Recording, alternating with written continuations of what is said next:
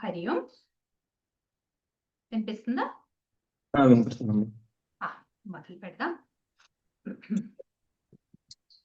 Screen కనిపిస్తోందా? కనపడుతుందమ్మా.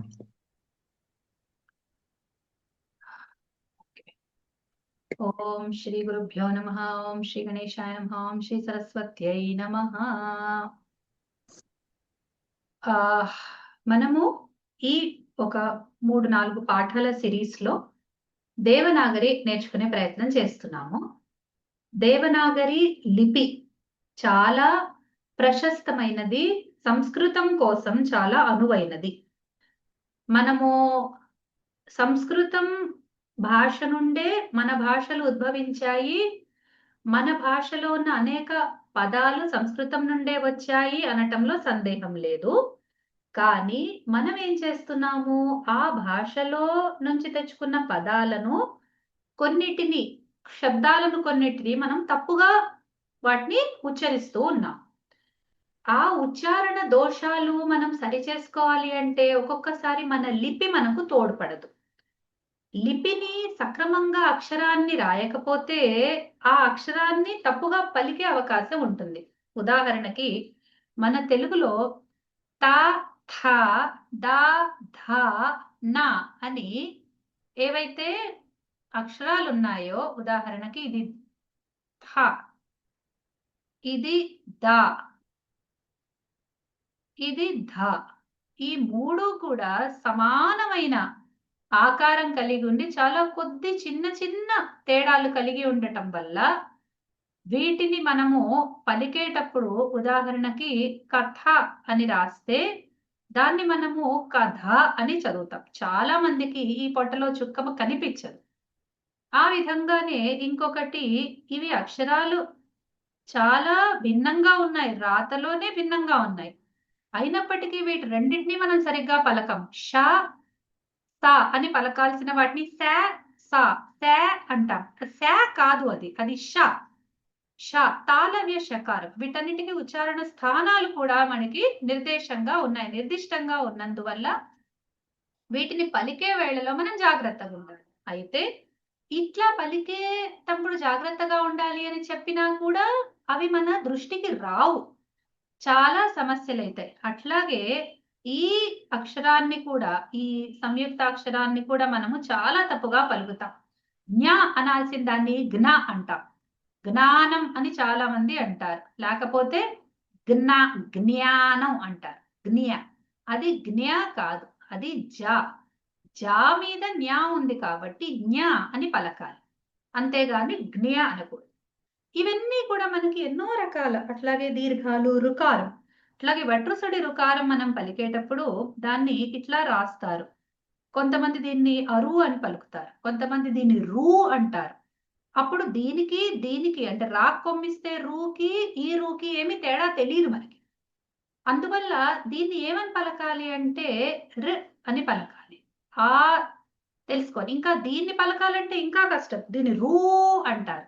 అట్లాంటప్పుడు ఇది దీనికి సమానం అవుతుంది, కానీ ఇది కాదు. దీని ఉచ్చారణ ర అట్లా రూ ర, ఆ విధమైన తేడాలు మనకి ఉంటాయి. ఇవన్నీ కూడా మనము మన లిపిలోనే చదువుతూ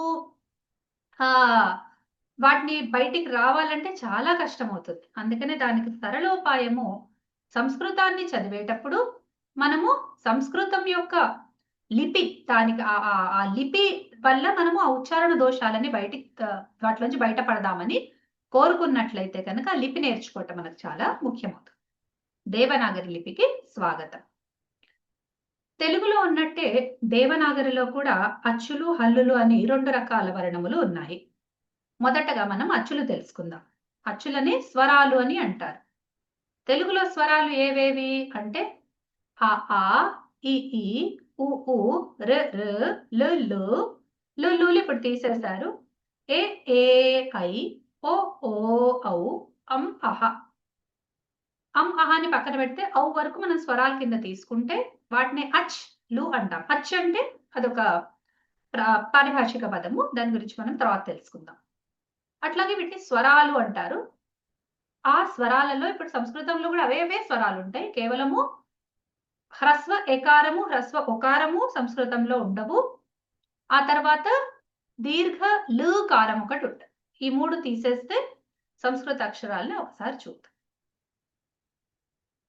మొట్టమొదటిగా ఆ అకారానికి స్వాగతం.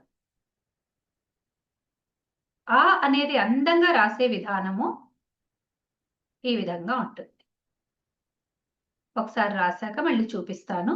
మొదటగా ఒక కప్ షేప్, అటువైపు తిరిగి ఉన్న కప్ షేప్, తర్వాత దానికంటే దానికంటే కొంచెం పెద్దదిగా ఉండే కిందిది. ఈ గీత చూసుకోండి, ఇది మరీ ఒకే లైన్ లో ఉండకుండా ఒక్కరవ పెద్దదిగా ఉంటే బాగుంటుంది, మరీ పెంచక్కర్లేదు.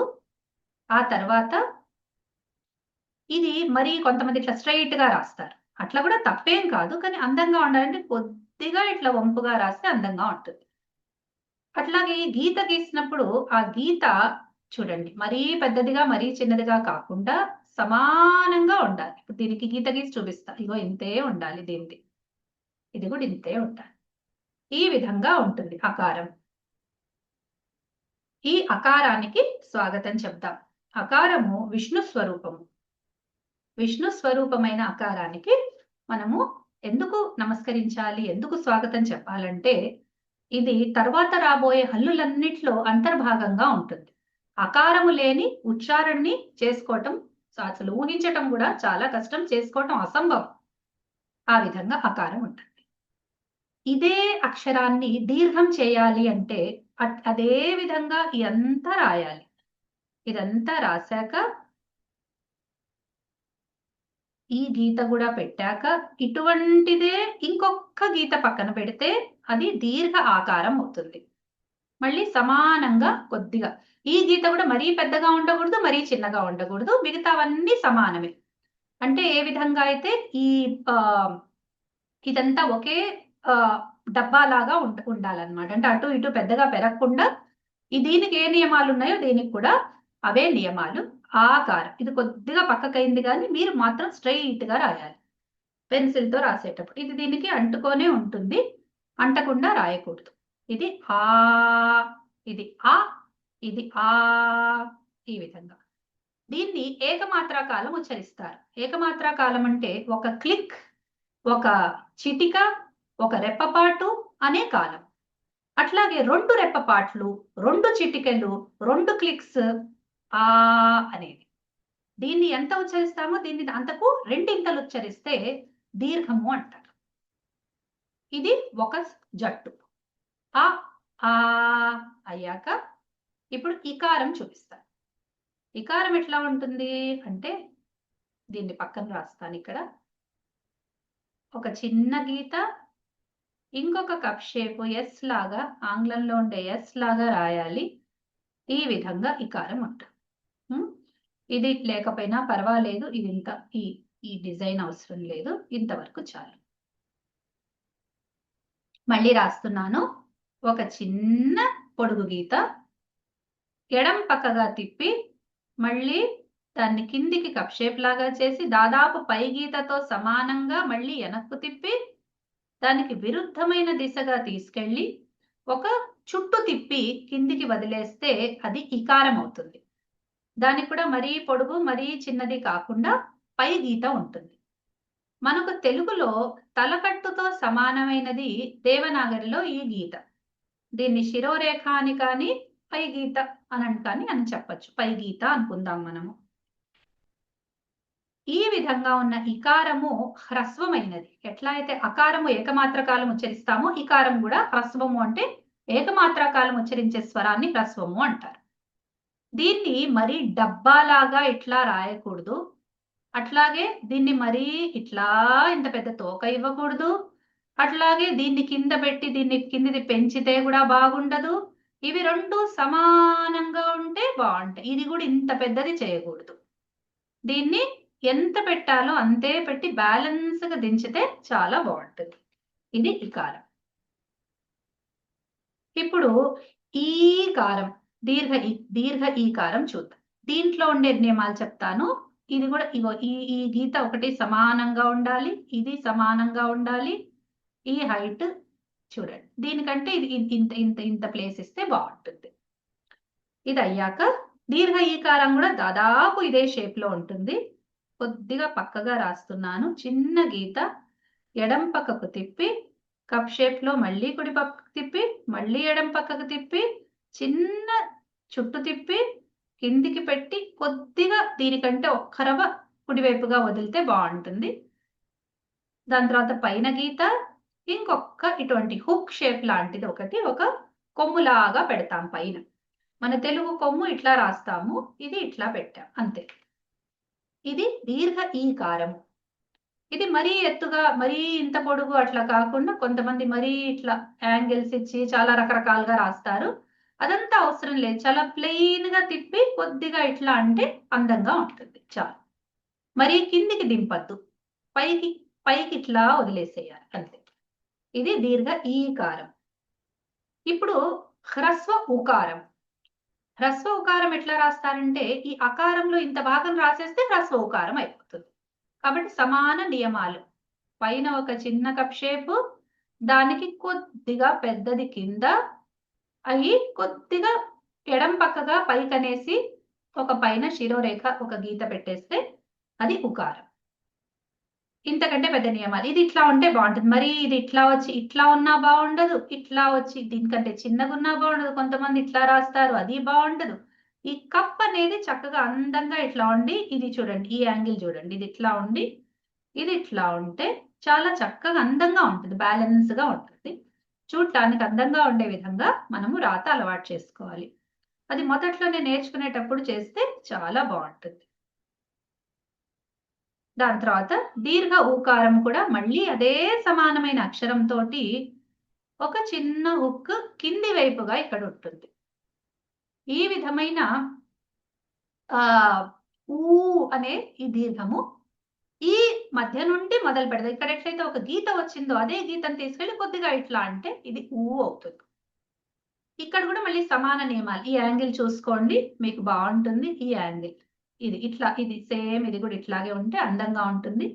ఇది మరి ఇట్లా కాకుండా కొద్దిగా దీనికి దీనికి ఒక బ్యాలెన్స్ ఇట్లా ఇట్లా ఇట్లా తీస్తే దీనికి దీనికి డబల్ గా ఉంటుంది. అంటే ఇది ఎంత ఉందో ఇది అంత డబల్ కి పెడితే బాగుంటుంది.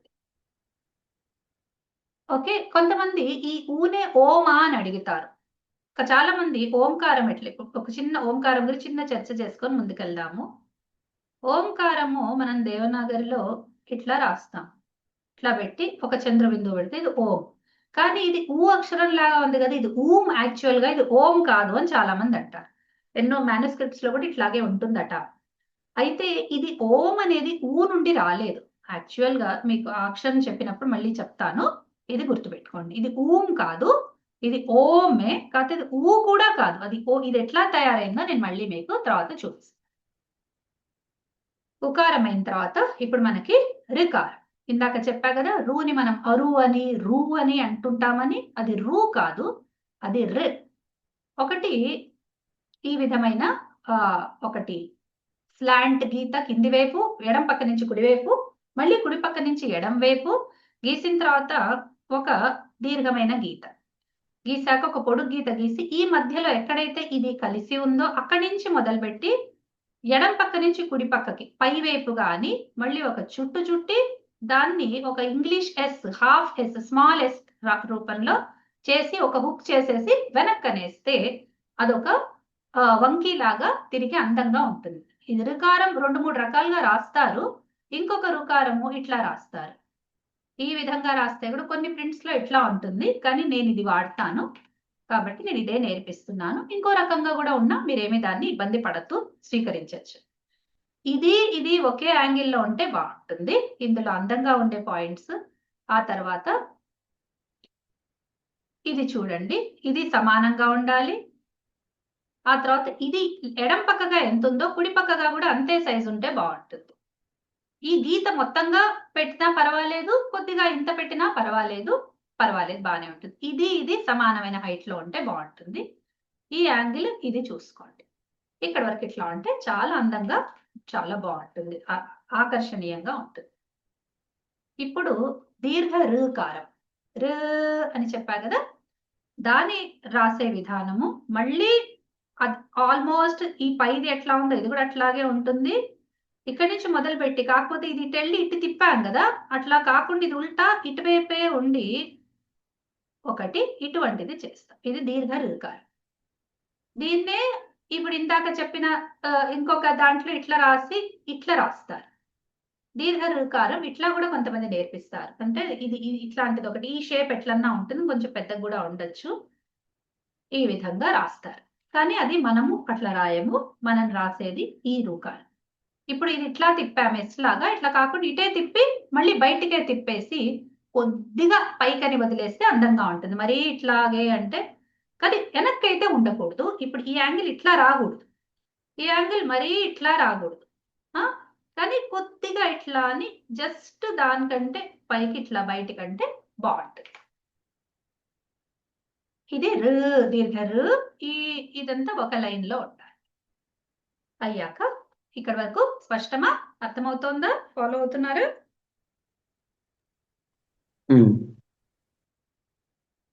అదయ్యాక ఇప్పుడు ఇల్లు చూద్దాము. ఒక్క నిమిషం వీటిని క్లియర్ చేసేస్తాను. ఇవి కేవలం యాంగిల్ చెప్పడానికి మాత్రమే చేసింది.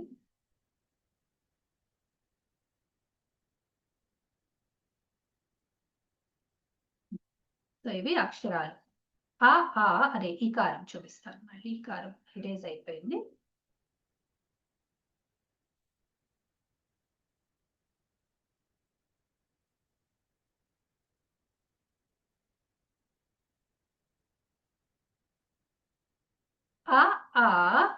ఈ ఊ అయ్యాయి కదా. ఇప్పుడు లుకారము మనకు తెలుగులో రాసినట్టే. తెలుగులో లుకారం ఎట్లా రాస్తామో గుర్తు చేసుకోండి. లుల్లులు ఇట్లా అని ఇట్లా పెడతారు.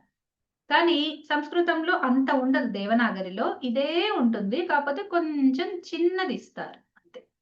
ఇది ఇచ్చి ఇంకోటి ఇది అదనంగా ఉంటుంది.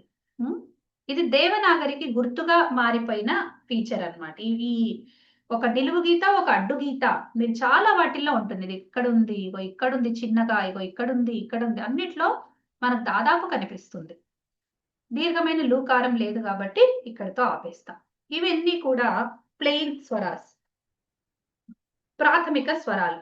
అంటే వీటిల్లో రెండు ఉండవు, ఒకటే ఎలిమెంట్ ఉంటుంది. అంటే ఒక రకమైన సౌండ్ ఉంటుంది. ఆ ఈ ఉ ఇవి బేసిక్. ఆ ఈ ఉ ఇవి హ్రస్వాలు. ఆ ఈ ఉ లు. ఆ ఈ ఊ ఇవి దీర్ఘాలు. ఇప్పుడు వీటికి హ్రస్వము దీర్ఘము రెండు రూపాలు ఉన్నాయి. కానీ ఇప్పుడు రాబోయే మిగతా 4 అక్షరాలకి హ్రస్వము దీర్ఘము ఉండవు, ఒక్క దీర్ఘ రూపమే ఉంటుంది. అవేంటో చూద్దాం. తెలుగులో మనకు ఏ ఐ ఉంటాయి, కానీ సంస్కృతంలో మనకి కేవలము హ్రస్వ ఏకారం ఉండకుండా దీర్ఘ ఏకారం మాత్రమే ఉంటుంది. దాన్ని ఎట్లా రాస్తారంటే ఒక నిలువు గీత, కొద్ది చిన్న నిలువు గీత, ఇంకొకటి వక్రంగా ఆ వెనక నుంచి ఆ ఎడం వైపు నుంచి కుడివైపు కింది వైపుగా, తర్వాత ఈ నిలువు గీత ఎక్కడ మొదలు పెట్టామో సమానంగా దాని దగ్గర నుంచి ఇంకొక నిలువు గీత కొద్దిగా మళ్ళీ ఎడం పక్కకి కిందిగా వంచేసేయాలి దాన్ని. అది ఏకారం. గుర్తుంచుకోండి, దేవనాగరిలో సంస్కృతంలో కేవలం దీర్ఘ ఏకారం ఉంటుంది. కాబట్టి దేనికి సమానం తెలుగులో అంటే దీనికి సమానం. నేను తర్వాత సమానమైన తెలుగు అక్షరాలు కూడా మీకు రాసి చూపిస్తాను. ఏ అయిన తర్వాత ఐ కూడా దాదాపు అట్లాగే ఉంటుంది. ఈ రెండింటి గురించి కొన్ని విషయాలు కలిపి చెప్పేస్తాను. ఐ కూడా అట్లాగే రాస్తాము, కాకపోతే ఇంకొకటి దీనికి ఎక్స్ట్రా ఉండేది ఏంటంటే అదనంగా ఉండేది, దీని తల పైన కుడి నుంచి ఎడమ వైపుగా పై వైపుగా వెళ్తూ ఒక చుట్టు చుడితే అది ఉంటుంది. ఇప్పుడు ఈ ఏని వీటిలో రకాలు చూద్దాం. ఇట్లాగే రాసి కొంతమంది ఇట్లా పెట్టి దీన్ని దీంతో కలుపుతారు, ఇదొక రకం. ఇట్లాగే దీని ఐకారం కూడా ఇట్లాగే ఉంటుంది. ఓకే, ఇదొక రకము. అదైన తర్వాత కొంతమంది ఇట్లా రాసి వదిలేస్తారు, ఇట్లా పెడతారు. కొంతమంది ఇట్లా రాసి దీన్ని మళ్ళీ దీంతో ఇట్లా అంటారు. కాబట్టి దీని షేప్స్ ఇట్లా, ఈ కుడి వైపు ఉన్నది ఇట్లా ఉండొచ్చు, చిన్న గీత ఉండొచ్చు, పొడుగు ఉండొచ్చు, కొద్దిగా వంపు తిప్పి ఇట్లా వదిలేసినవి ఉండొచ్చు. అట్లాగే ఇది ఈ షేప్ ఉండొచ్చు, ఇది మరీ ఎస్ లాగా ఇట్లా తిప్పేసేచ్చు, కొంతమంది చుట్టుకుడు చుడతారు, కానీ ఇవన్నీ నాకు అందంగా అనిపించవు. ఇది చాలా అందంగా ఉంటుంది. ఇంకా మీకు కావాలంటే కొద్దిగా ఇట్లా అంటే బాగుంటుంది. జస్ట్ ఇట్లా పెడితే ఇంకా అందంగా ఉంటుంది. ఈ విధమైన అక్షరాలు మనము రాసుకోవచ్చు. ఆ తర్వాత పైవి కనుక చూస్తే ఈ ఈ ఫీచర్ ని చూద్దాము. వీటిని కొంతమంది ఇట్లా రాస్తారు. ఇది తప్పు. కొంతమంది ఇట్లా రాసి వదిలేస్తారు. కొంతమంది ఇట్లా అంటారు. కొంతమంది ఇట్లా పెడతారు. మరి ట్రయాంగిల్ లాగా దానికి షేప్ ఇచ్చేస్తారు. ఇవేవి కూడా అందంగా ఉండవు. కాబట్టి మరీ పెద్దది కానిది, మరీ చిన్నది కానిది, జస్ట్ అట్లా చుక్కలాగా పెట్టకుండా కొద్దిగా వంపు తిప్పి వదిలేస్తే అందంగా ఉంటుంది. అందంగా రాసే విధానం ఇది. స్ట్రైట్ గా ఉంటే బాగుంటుంది. వంపుది కొంతమంది ఇట్లా కూడా రాస్తారు. ఇట్లా వంపుగా. కానీ వంపుగా అస్సలు అందంగా ఉండదు. కుడి నుంచి మొదలుపెట్టి ఎడమ వైపుకి మరీ స్లాంట్ గా ఇట్లా కూడా ఇవ్వకూడదు. ఈ యాంగిల్ కూడా చక్కగా ఇట్లా ఇస్తే బాగుంటుంది. ఇది ఏ ఐ రెండు కలిపిన వాటికి సంబంధించిన రాత విధానం. అదయ్యాక ఇప్పుడు ఓ ఔ చూద్దాము. ఎట్లయితే ఇందులో ఏ ఐ మాత్రమే ఉంటాయో ఏ అనే హ్రస్వం ఉండదు. అట్లాగే ఓ అనే హ్రస్వం కూడా ఉండదు. ఇప్పుడు మనం ఓ రాసే విధానం సేమ్ అకారం లాగే దానిలాగే ఉంటుంది. ఇదంతా కూడా అకారమే. అకారం రాశాక అంతే సమానమైంది అని రాసిన దాంట్లో రాసిన విధంగానే రాసి ఇది కూడా పెట్టేసిన తర్వాత ఐకారం మీద ఈ భాగం ఉంది కదా, ఆ భాగాన్ని ఈ గీత నుండి మొదలుపెట్టి రాస్తే అది ఓకారం. సేమ్ అట్లాగే ఐలాగే ఓ ఔ రెండు వస్తాయి. కాకపోతే అకారానికే ఇది ఇంకొక గీత పెట్టి దానికి పెడితే అది ఓకారం.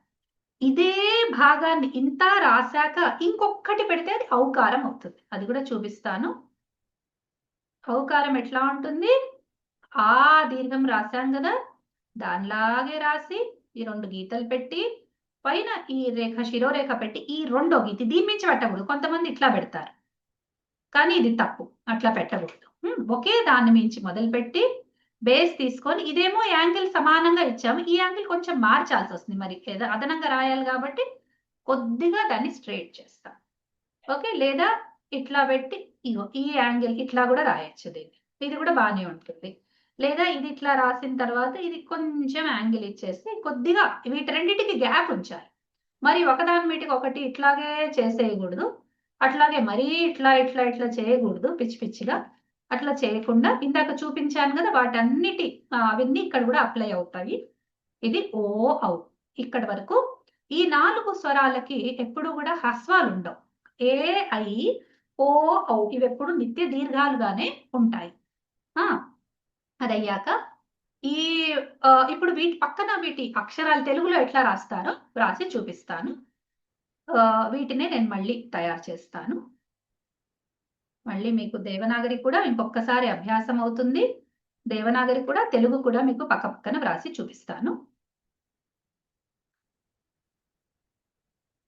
ఇది నేను మౌస్ వాడి చేస్తున్నాను కాబట్టి నాకు అంత బాగా షేప్ రాకపోవచ్చు. మీరు పెన్సిల్తో రాస్తే మీకు ఇంకా అందంగా ఉంటుంది.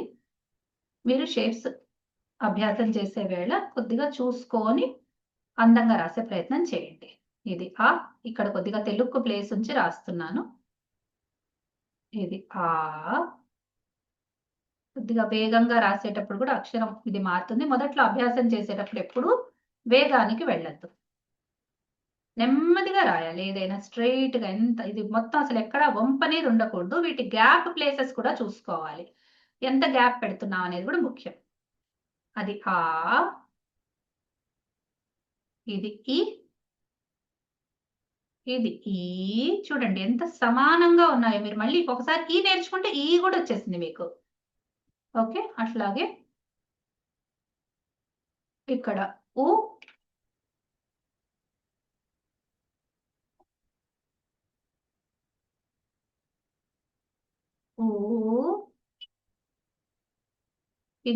కిందిది కొంచెం పెద్దగా రావాలనుకున్నాం కదా. ఇది ఇది ఇది కలిపి ఉండాలి ఎప్పుడు. ఇక్కడ ఏవి కూడా డిస్కనెక్టెడ్ గా ఉండకూడదు. ఈ గీత దీనికి తాకకూడదు.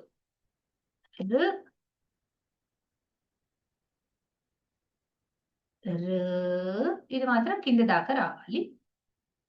తర్వాత ఈ కారానికి కొద్దిగా ప్లేస్ వదులుతాను. ఎందుకంటే తెలుగు రాయాలి కాబట్టి.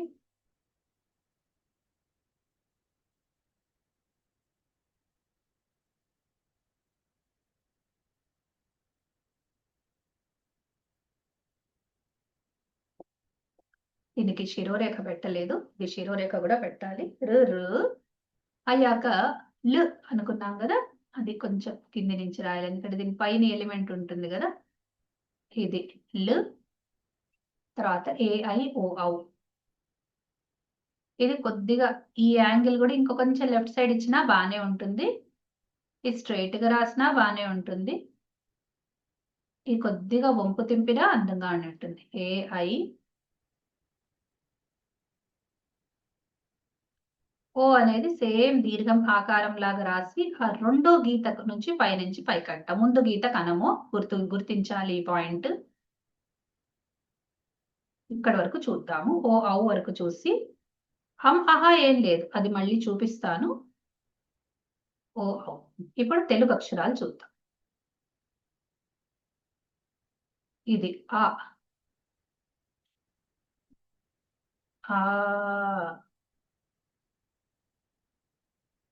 ఈ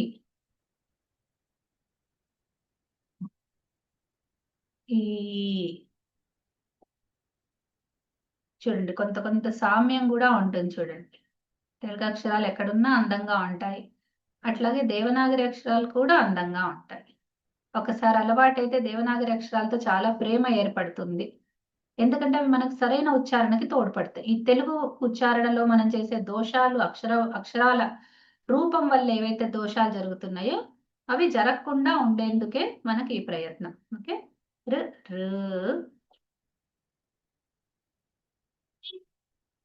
లు, తర్వాత ఇది ఏ దీర్ఘం, ఇది ఐ, ఇది ఓ, ఇది ఔ. వీటిని రాసే యాంగిల్స్ కూడా చాలా ముఖ్యం.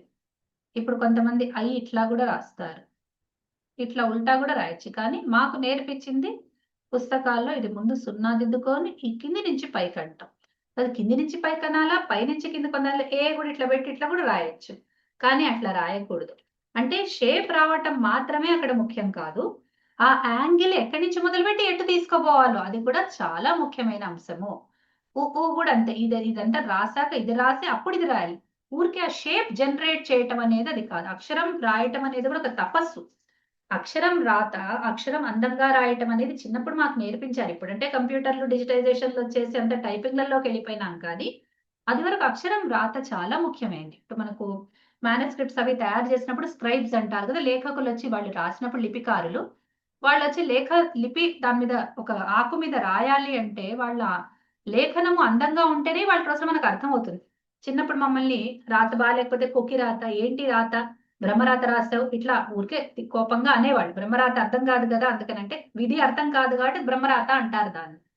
ఆ విధంగా దాంతో పోల్చేవాళ్ళు. అదే అక్షరం అందంగా ఉండి చూడటానికి బాగుంటే చదవటానికి సులువు అవుతుంది, అంతకంటే ఏం లేదు. దాని మొత్తం ప్రయాస ఇది అందంగా రాయాలి అని వేళ్ల మీద కొట్టింది, గుంజులు తీయించింది, లేదా దండన విధించింది దేనికోసము అంటే ఆ అక్షరం అవతల వాడికి మనం రాస్తే అది అర్థం కావాలి అన్న ఒక తపనతోటి. ఈ విధంగా మనకి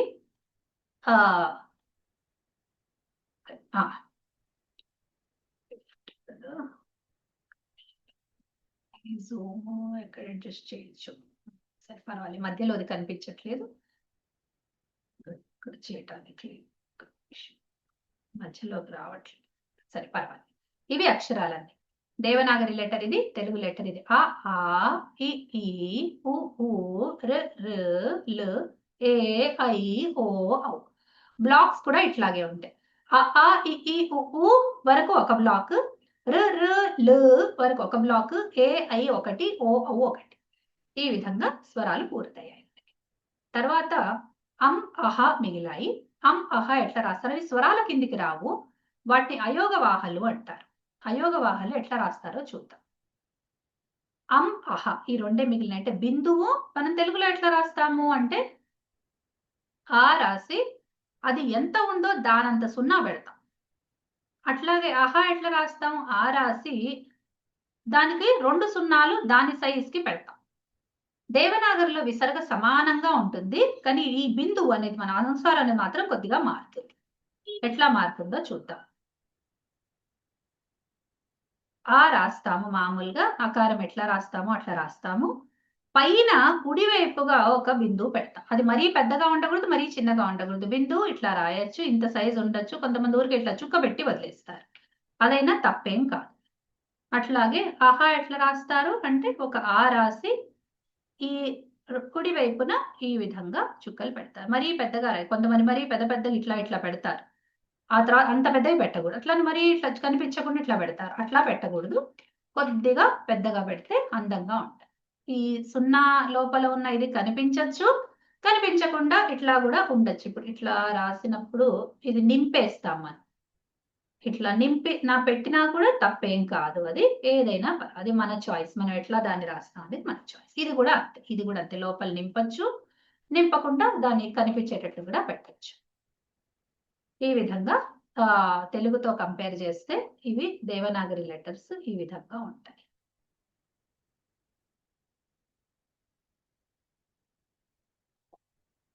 అస్తు, ఇక్కడికి ఈ పాఠం పూర్తయింది. మనం మళ్ళీ వచ్చే పాఠంలో కలుసుకుందాం.